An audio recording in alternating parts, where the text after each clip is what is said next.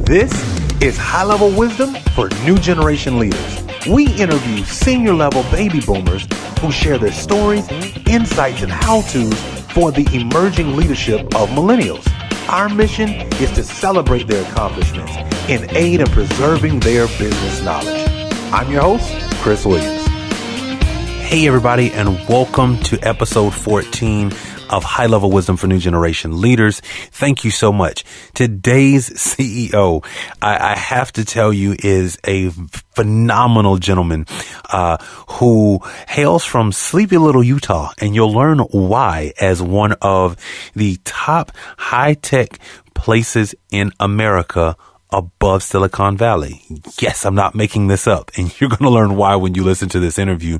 But Dale has a valuations company that does some incredible work to help companies be able to evaluate their companies and be able to get them sold.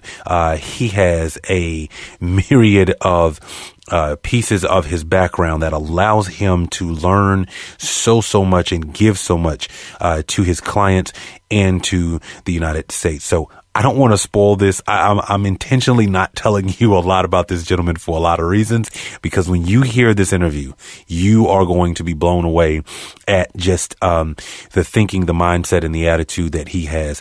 Without further ado, please listen to episode 14 of my interview with Dale Richards. Take a listen.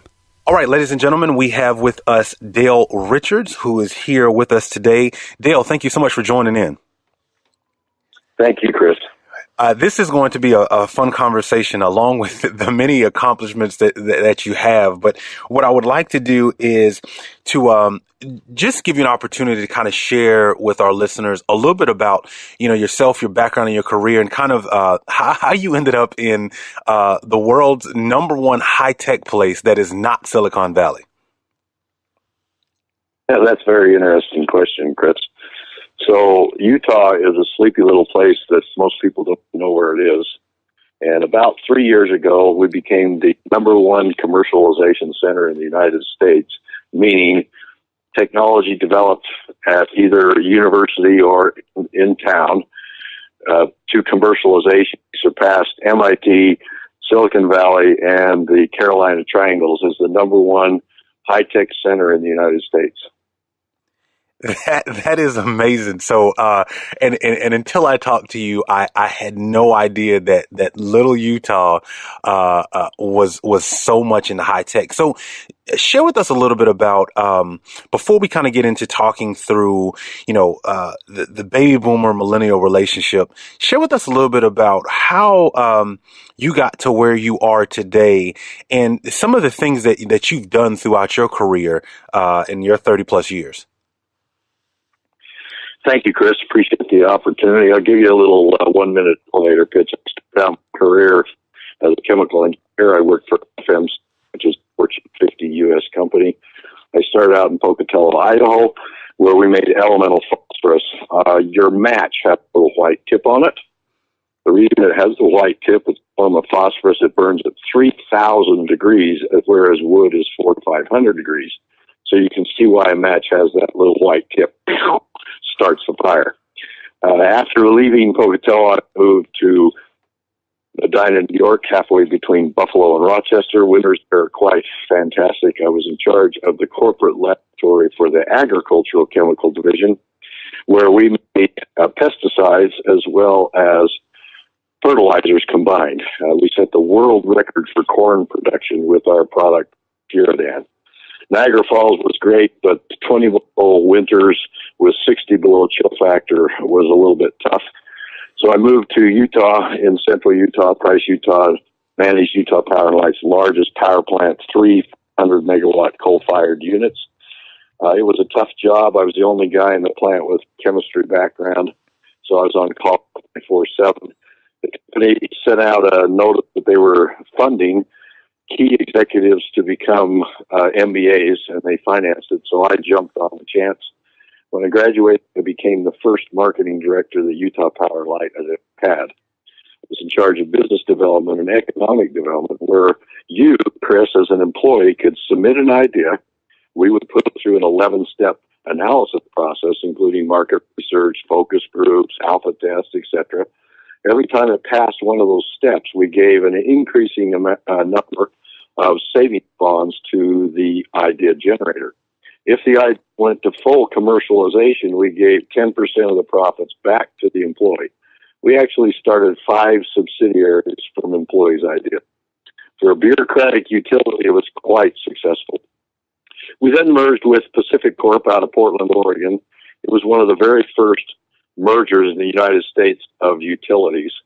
And so the Public Service Commission was apprehensive about it and said, nobody lose your job because of this merger. Well, that lasted 2 years. Then the angel of death came around and killed all the satellites, and I was in the satellite office here in Salt Lake.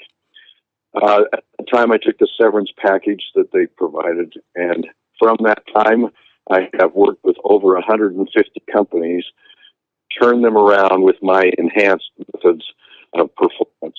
Also, Utah, this sleepy little place, developed a program where the government would actually fund a professor for 5 years, $200,000 a year to commercialize their ideas. Now, after 8 years, how many ideas do you suppose had gone to a company, Chris? Wow. Well, that seems like a lot, but I would almost venture to say none. You are exactly correct, because the professor really didn't know how to commercialize ideas. They would just use the money to further the research. So they brought 3 of us in. Over the next 15 years, I had the privilege of commercializing 50 high technologies. I've started up 35 high technology companies and helped them raise about $500 million. That includes artificial heart, artificial eyes, Dolly the sheep that was cloned. Those were professors that I was helping with their transgenic cloning capability. 5 medical devices, radar, LiDAR, unmanned aircraft, satellites, carbon fiber steel or carbon fiber towers for utilities, and software of every kind. It's been a really fun ride. And in the last 5 years, I became a chair for Vistage, which is the world's largest executive network. We focus on creating better leaders that make better decisions that make better results. So I chair 14 executives here in Utah, and then I speak. So I've had the privilege of speaking over 200 times in the last 4 years in 3 countries and 35 states on the topic of business valuation, and then how to increase the value of your business financially, operationally, and strategically.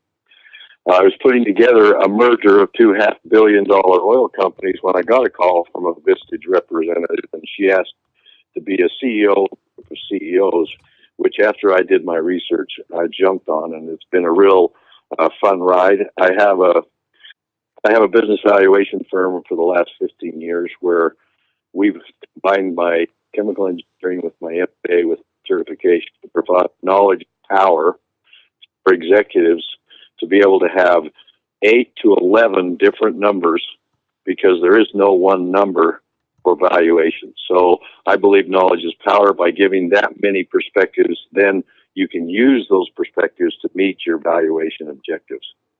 So I don't know whether you got all that, because it looked like the interview interrupted. Oh, yeah. But no, absolutely. That's basically the intro. That is amazing. And so obviously you've had an opportunity to expand your reach and your impact across the industry. So what I would like to do is kind of talk about the people at this point. You've obviously had an opportunity to meet some incredible people, some incredible minds. You've had an opportunity to work with people and take them from obviously ideation to an actual product.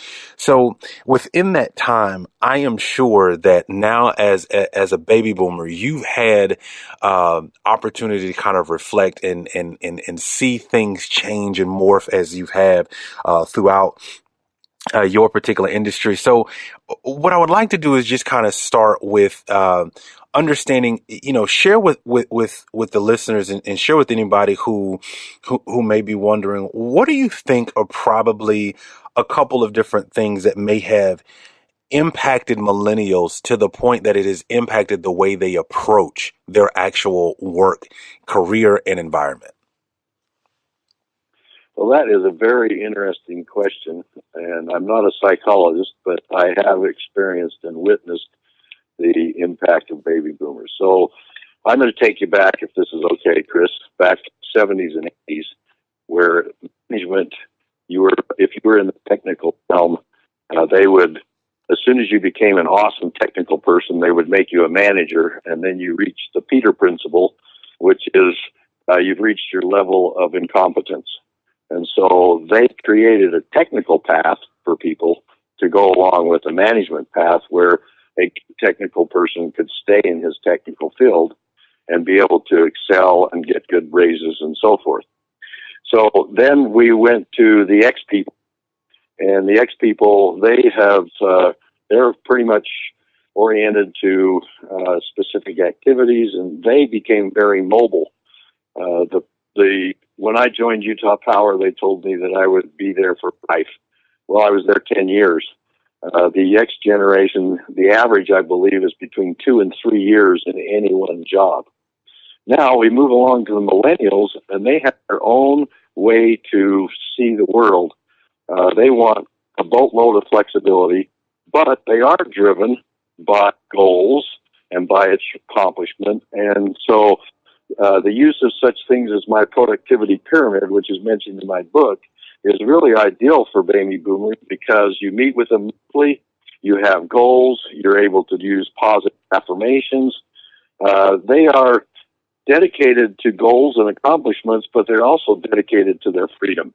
And they want their freedom, and they want to be able to take time off and have weekends and not be working 60 hours a week. So if you work to their strengths, which is accomplishing goals and feeling like they appreciated, millennials can be a big advantage, but they also can be a big frustration if you're trying to put them into the baby boomer or the X mold. That's my thought. That, and you speak on something pretty interesting, because I'm sure there are tons of people who are sitting in positions where they're trying to figure out that balance, right? They're maybe, within their company, and they're just in a season where right now there's a lot of work to kind of get done, right? But we all know there's, 52% of the workplace right now is millennials. And, what we're seeing is that as the continual increase of emerging leaders is happening, to your point, the environments are changing, right? There are things that millennials care about in the workplace that are outside of the actual job. And so what I would like to know from your perspective, let's talk about those struggles, because I believe that there are plenty of struggles on both sides. So let's kind of start with the baby boomer. Where do you think baby boomers tend to struggle when building that relationship, that rapport, and pushing a millennial forward? Well, I think it begins because us baby boomers, we're glad to have a job, and we pretty much are self-motivated, and we work hard. The baby boomer tends to have grown up in a very affluent society, and so jobs are a way to make a living, but they're more importantly a way to make some funds so that they can enjoy life. And if you try to pigeon a baby boomer into the old model, all you're going to get is frustration, and they may last in your company 3 to 6 months. So it's a very interesting paradox we've got where they want their freedom. They're not going to work 60 hours a week. They want time off. But if you give them goals and objectives and coach them, they can be an amazing resource. That's my thought too. Okay. So when you mentioned some of those goals and objectives, and I know you mentioned in your book as well, there's a way to kind of go about this, right? So what would you say would be one key that baby boomers should leverage when what's a good tip that they could leverage when actually they point out a millennial and they say, you know what, this is a person that I believe, is definitely going to either supersede me, or they're going to be a person in a seat of authority in this company. What's one tip that you would give that baby boomer when they select that particular person? Well, I think the baby boomer has to take the initiative if their supervisor or manager is an old school person, maybe not a good communicator, not a good coach, they have to take the initiative to go in, sit with them, set some objectives, ask them to give them feedback on a frequent basis, and take the initiative. If they sit back, I think all they're going to do is be frustrated in some other place. Absolutely. So on the other end of that, on the whole other end of the spectrum, what do you think millennials have to learn? What do you think is kind of where millennials are struggling when they are kind of sitting in that, mid-management position, and they can see it, but what do you think are kind of their particular struggles that they're pretty much fighting when trying to build that healthy relationship and rapport with a baby boomer in order to gain, like you mentioned, that mentorship, that knowledge, and that kind of that healthier relationship to continue to move in their career? Well, I think the biggest frustration is they don't follow the traditional mold. And so you get a supervisor, a manager, and the baby boomer has much more maybe creativity, desire for freedom. Work is no longer the most important in their life, family or their partner or freedoms or travel or whatever else are. And I think that is the conflict that most companies are finding with millennials is they've been traditionally managing a team, and all of a sudden the millennial comes along and it doesn't follow the mold that they've been using. That's where baby boomers, I don't know the stats, maybe you do, Chris, but from talking to 3,000 or 4,000 CEOs, there's a level of frustration out there with the baby boomer because they don't want to work the long hours. And so the current management is frustrated because the baby boomer wants to leave at 3, or they want to have a day off, or they want to do whatever. And they're not really capturing their creativity, their innovation, their ability to accomplish goals and tasks in good speed because they're smart. They're very well educated. And so I think we, as the old traditional people, need to understand how to motivate them and keep them driving with what hours we're able to get from them. What an incredible interview.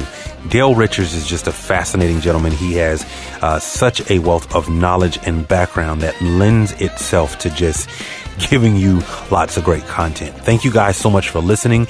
As you know, in 2 days, you will get part 2 of my interview with Dale Richards. You will learn so much more about his insights, his thoughts, where he sees things going in the grand scheme of things of companies, and what millennials really need to do to be able to leverage the future. So thank you guys so much for listening. Feel free to share this episode, subscribe, and download. You can go to iTunes and Google Play. We are there. And feel free to share with your friends on Instagram, Twitter, and Facebook at High Level Wisdom. Until we see you again, we'll talk with you in the next episode. Are you sitting there wondering about your company and saying, how much is my business worth? And how do they even calculate that? And why should that matter to me right now, before I want to sell? Well, Dale Richards has a book for you, Business Valuation Principles Made Easy, with how to increase value financially, operationally, and strategically. Go to our website, highlevelwisdom.com/reading list, and you can actually purchase a copy of his book from our website and learn all about what you need to do in order to ensure that your business valuation principles are correct.